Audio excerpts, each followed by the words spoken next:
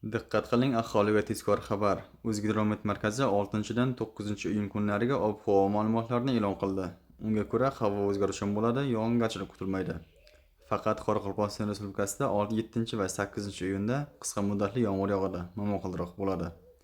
Shamol sharqdan 7-12 metr sekund tezlikda esadi.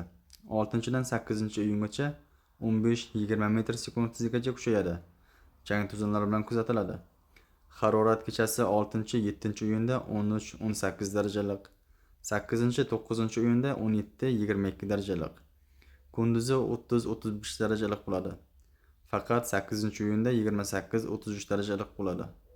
Buxoro va Navoiy viloyatlarida havo o'zgaruvchan bo'ladi, yog'ingarchilik kutilmaydi. Shamol sharqdan 7-12 metr sekund tezlikda esadi. 6, 7 va 9-iyunda 13-18 metr sekund tezlikkacha kuchayadi. Chang to'zonlar bilan kuzatiladi. Harorat kechasi 18-23 darajalik, kunduzi 6-iyunda 30-35 darajalik, 7-dan 9-iyungacha 32-37 darajalik bo'ladi. Toshkent, Samarqand, Jizzax va Sirdaryo viloyatlarida havo o'zgaruvchan bo'ladi, yog'ingarchilik kutilmaydi. Shamol sharqdan 7-12 metr sekund tezlikda esadi. Harorat 6-iyunda kechasi 16-21 darajalik, kunduzi 30-35 darajalik. 7-dan 9-iyungacha kechasi 18-23 darajalik, kunduzi 32-37 darajalik bo'ladi. Qashqadaryo va Surxondaryo viloyatlarida havo o'zgaruvchan bo'ladi, yog'ingarchilik kutilmaydi. Shamol sharqdan 7-12 metr sekund tezlikda esadi. 9-iyunda 13-18 metr sekund tezlikkacha kuchayadi. Chang to'zonlar bilan kuzatiladi.